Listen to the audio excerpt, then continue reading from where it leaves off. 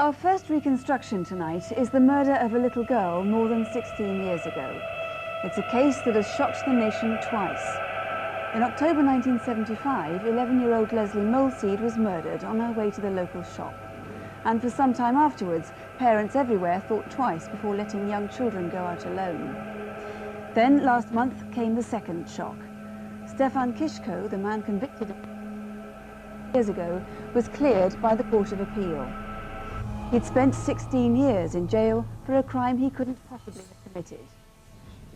So now the investigation into the murder of Lesley Molseed has reopened. Where are you going? Oh, it's to the shops. Do you want anything? No thanks.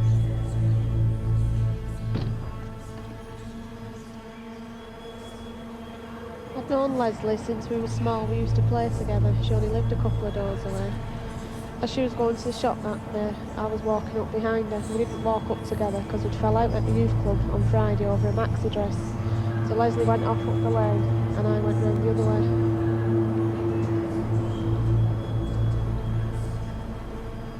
Lesley was never seen again by anyone who knew her.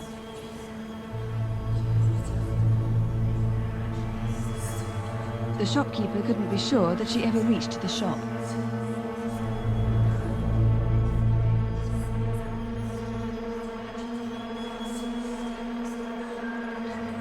There was a white car in the lay-by and it had all this red primer on it, and I took particular notice because it was parked very tightly in the corner and there was no one around. 3 days later, Lesley's body was found just a few yards from the lay-by. She'd been stabbed repeatedly.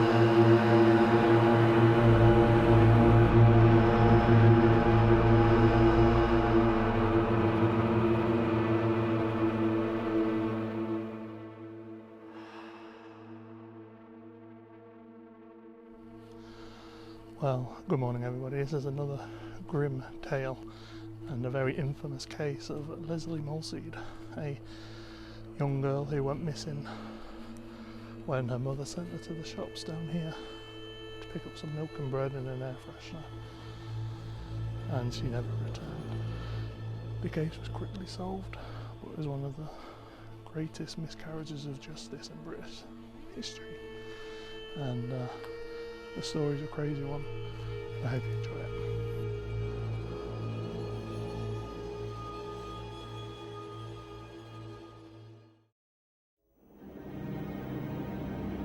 Those fears were confirmed 3 days later when Lesley's body was found on Rishworth Moor in West Yorkshire, 10 miles from where she had lived. She'd been stabbed 12 times, and most of those stab wounds were around the shoulder and upper back area. Some of them were very fierce. The knife had been driven up to the hilt, and one indeed did go through Lesley's heart. She was fully clothed. Her body had possibly been posed. Her knickers were on show, and it was quite apparent there was semen staining on Lesley's vest, on her skirt, and on her knickers. So we're high on top of the moors, but it was this lay-by a man, and it was up here where Lesley was found. Happens to be the only lay-by with a car in. I know there's a rock up there with something to do with Lesley in, and I'm going to think it's maybe that rock up there, if you can see it. When they pan around at the time, you've got the reservoir down there, and there's a rock up there which I think the little memorial will be on, but I don't think I'm going to be able to get up there. It doesn't look very kind underfoot, does it? So I might just put a little picture up for you. So I did make it up. This is the reservoir, you see. A memorial markers up here on top of these moors, and that says Lesley. In the little heart it says L, but it's rubbing off a little bit. 5th of October 1975.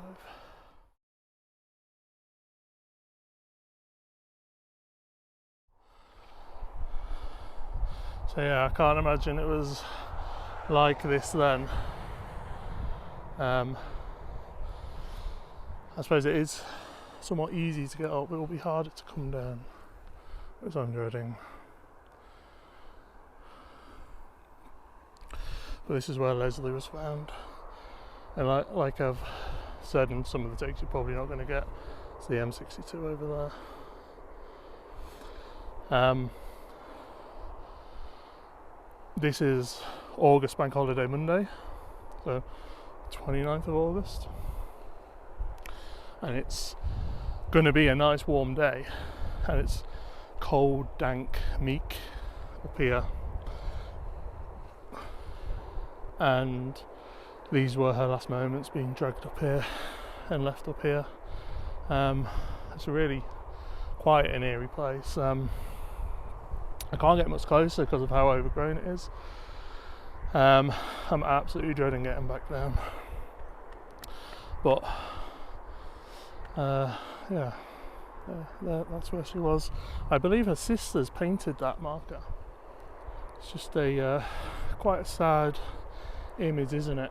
The sisters wandering up on this moor to where she was found and painting that little memorial up, isn't it? I find that really sad and tragic. And I was surprised it was still here, but I suppose who's going to come up here and remove it, and it's not doing any harm. You can see it from the road if you look up. I just made a video saying I'm not going to go up and find it, but I ended up doing so. I'm delaying going back down because I'm really going to struggle. Anyway, see the graveyard. So this street was Lesley's, and her house was that one there, and this is where she would have come out and started her walk to run errands at the shop.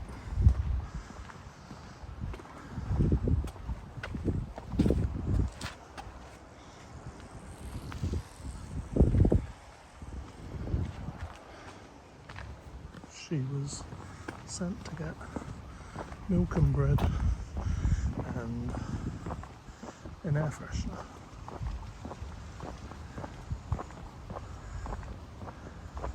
I don't know how much the area has changed, but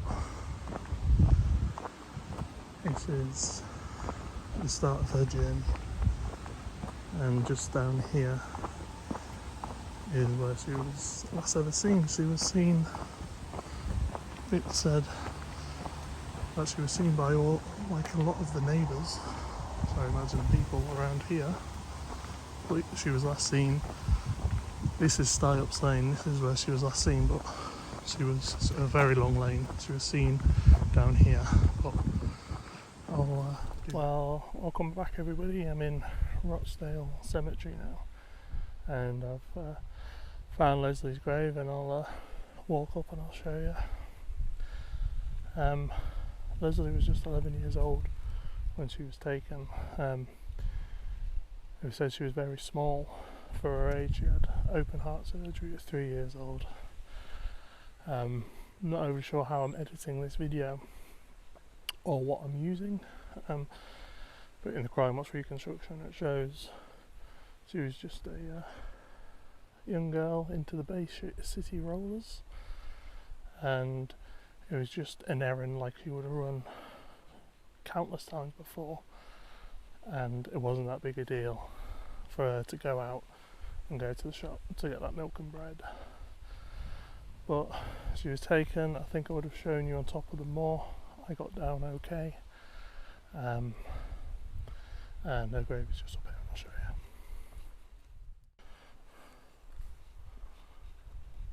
So on top of that moor that I showed you, Lesley was stabbed 12 times.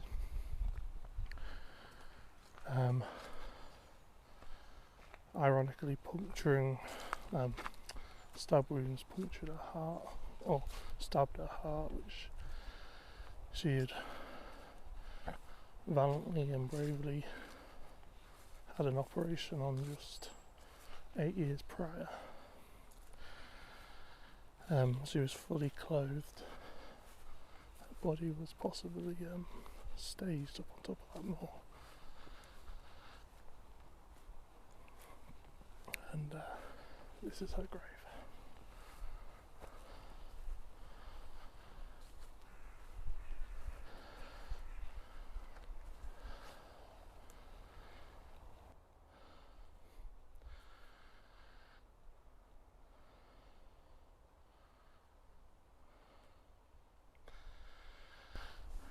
Her mother is used on the real crime documentary quite a lot, and she has since passed away as well.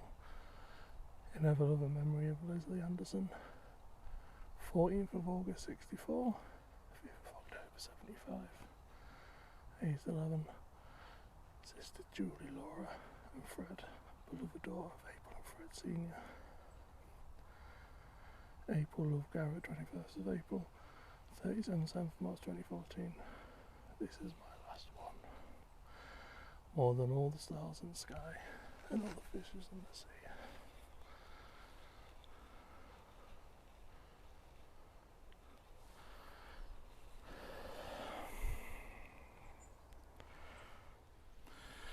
So, Stefan Kiszko was son of Ukrainian immigrants, and he was quite simple. He had mental health issues and he had learning difficulties, and he matched the description of the person seen on the moors and with what people believed to be Lesley. He had been wrongly arrested for indecent exposure in the past, and the police thought that this man was the perfect fit. Prior to the Police and Criminal Offenders Act of 1984, I've probably got that wrong, you didn't need to have a solicitor present when being interviewed. Stefan was 23 at the time, and he was interviewed for 3 days about the murder of Lesley Molseed. And on the 23rd of December, or Christmas Eve, he confessed, and it said that he was under the impression that if he confessed, all would be okay and he would get to go home for Christmas. But confessing to the murder of an 11-year-old, this would not be the case. So we're going to walk to Stefan Kiszko's grave. Lesley's quite far back there already. The graves are in the same cemetery, but quite a long way from each other. I am having a long walk down to show you Stefan's while I'm here. But also, just there'll be footage I'll be using. I'll hopefully be putting a credit to The Future as Go Sub, I think that's the YouTube channel, and he kind of mashes up the crime watches and the real crimes, and the cases I want to try and do with these crime watch ones, because I find the old footage like really interesting to try and mash up myself. But also, as well as mashing up the crime watch and the real crime, for this one he put the documentary A Life for a Life, which I haven't seen since I was a teenager, and it's that documentary and this case that got me interested in like true crime. I was blown away, like really emotional documentary, and I'll get more into the Stefan Kiszko story, but I always found it so heartbreaking, the murder of a young girl, and then somebody who couldn't really defend himself being abused really by the police and being wrongly sentenced for something that he didn't do. But just a little shout out, if you want to watch the documentary, it's on that guy's channel. Right, see you at Stefan Kiszko's grave. So it's a really well maintained grave.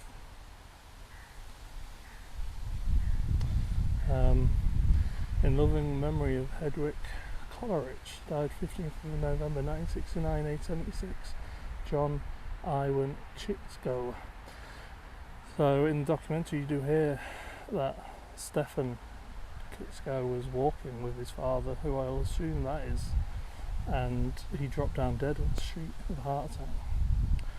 Beloved husband and father died 26th of September 1970, age 56. Stefan Iwan Kiszko, a much loved and loving son, died 23rd of December 1993, age 41. Charlotte Kiszko, a living life and a very devoted mother, died 3rd of May 1994, age 70 years. And there's some really interesting ornaments. Somebody's attending the grave. 1, 2, 3, 4. All these Christmases with a countdown. 7, 8, 9, 10, 16 years.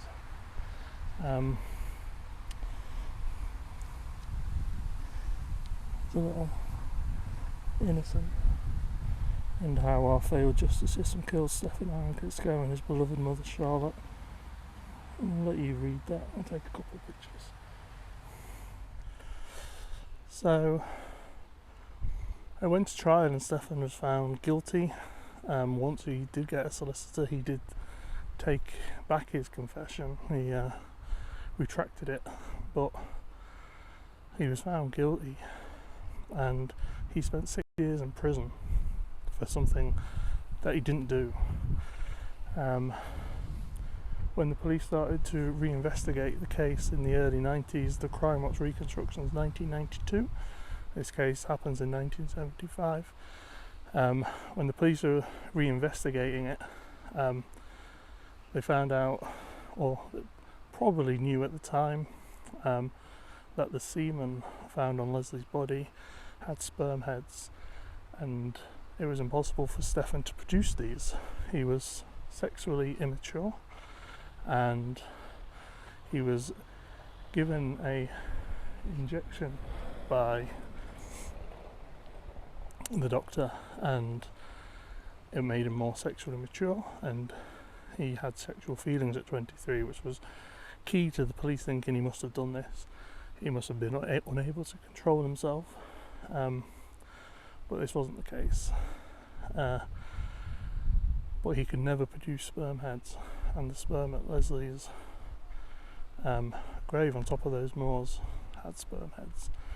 So it became impossible for Stefan to have done this crime.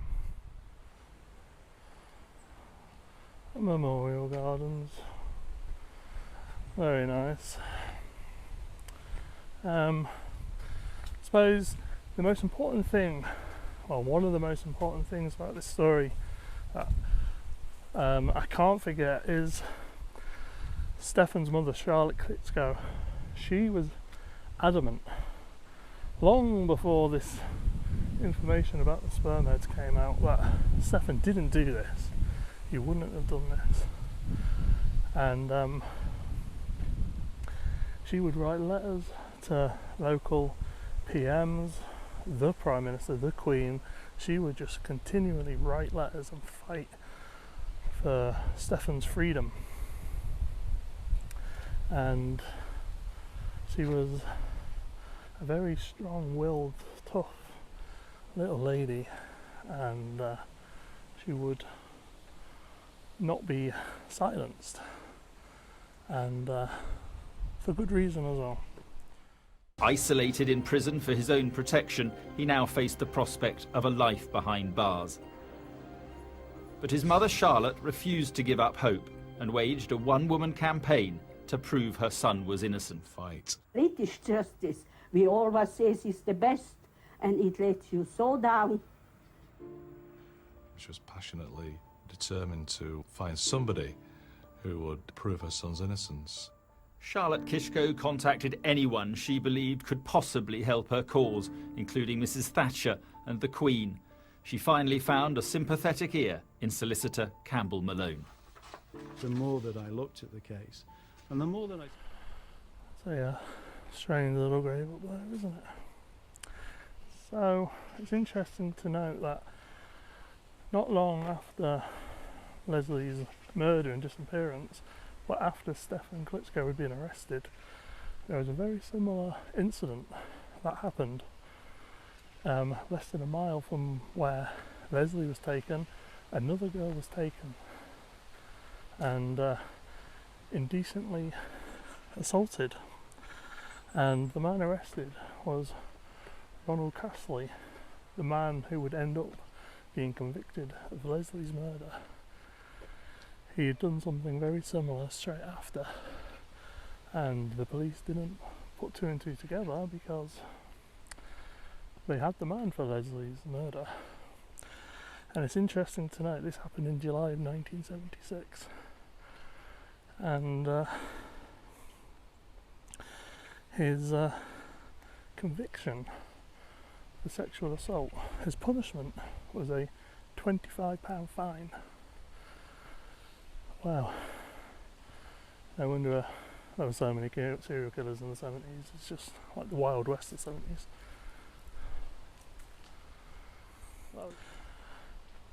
So again, I don't know how much of the real crime I'm using or what information I'm using, but this Ronald Castley was a bit of a scumbag, and his family are on the documentary saying how abusive and weird and how obsessed with children he was. And the murder of Lesley Molseed happened 2 days after his wife had been rushed in to hospital with their newly born baby, a baby who Ronald knew not to be his. So Ronald was left alone, and his wife and new baby boy, who wasn't his, were rushed to hospital. And you can't help but think that this triggered aggression in him to commit the murder of little Lesley. So Stefan Kiszko was a foreigner. He was very large. He was mentally quite slow, and he was in prison for murdering a little girl. His time in prison is said to have been hell, and it doesn't get any worse. Having those 4 factors and being in prison, his time there must have been horrendous, and he was mentally and physically abused. It sounds like by the police first, and then by his time in prison. Awful, really, really. In 1991, Stefan Kiszko was found innocent, and he was released from prison.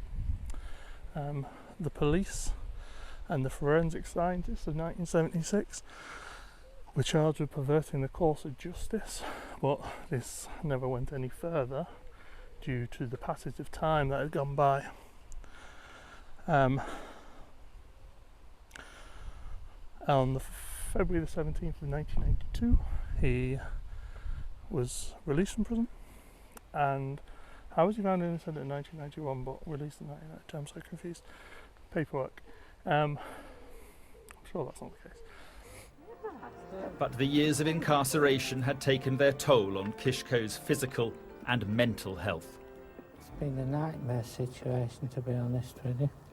Prison's been very difficult. The whole situation in the police station was a very difficult one, and the whole situation just has been intolerable. He struggled when he came out. He had a lot of difficulty coping. I feel angry towards the police, the way they handled all of this. Why? Because they should never have arrested me. They should have arrested the right person. People were extraordinarily nice with him, and the nicer they were, the harder he found it, because it brought it all back. What are your hopes now for the future? My hopes for the future to get married, go on holiday and enjoy my life as much as I can. Keep by that promise. He died. Really, really tragic. The person that actually did this crime ruined Lesley's life, ruined the Kiszko's life. It sounds like he ruined his own family's life. So I'm sure he's very proud, and he's trying to get out desperately of prison, pleading his innocence, which is typical, I guess. Also, it's important at this time, like, of the story, to think of the Molseed family.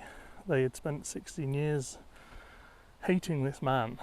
All their rage and hate had gone to this gentleman, and it turns out not only was he innocent, but they now have no idea who had done the crime again. And that's why the Crime Watch reconstruction's on. They started to do tests of the samples that were found of the semen, and they were trying to reinvestigate this now cold case. Now, I think the last case I did, the one in Greenock, and I mentioned about them using sellotape strips. This again was used, very good work. They just used strips of sellotape pretty much and just dragged it over the body and tried to pick up any fibres, hoping in the future technology would help them.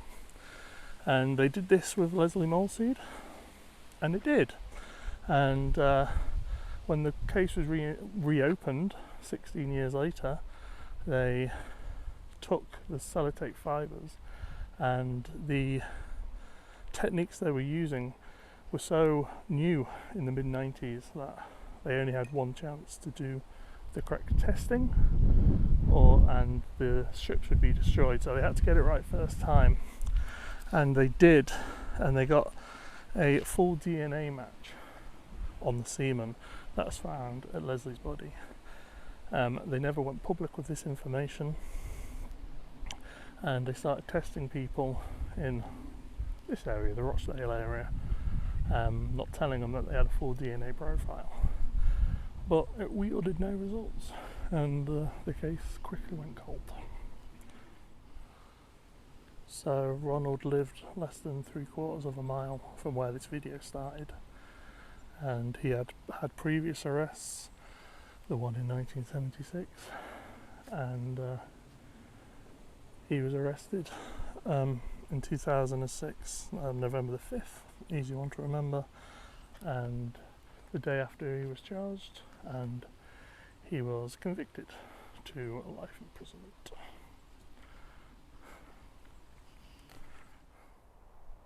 So I made it back round to Lesley's grave. There's footage of the family stood from about that angle, which is quite beautiful with the sunset. Beautiful with the sun setting, but I'll turn you around to say goodbye. So yeah, really crazy case. I hope I did it justice. I hope you enjoyed seeing the grave. Not enjoyed, I keep saying it, but I don't know what word to say. I hope you like and subscribe. It's a really interesting case to get your teeth into and research and get down like a little rabbit hole. But it does have a conclusion, and the person is in prison doing research for this. There's an article in the Manchester Echo of a new article about this Ronald Castree from just a week ago, so he's still fresh in everybody's minds. He ruined 3 families, and he is now rotting in prison. And the abuse Stefan got, he's probably getting, and he deserves it. And I don't say that very often about people. I really hope you've enjoyed. Please like and subscribe. I don't think I've got any more on this trip, and I have no trips planned, so I don't know where we go from here. Maybe nowhere, and maybe that's okay. Thanks so much. Take it easy. Enjoy the end of summer.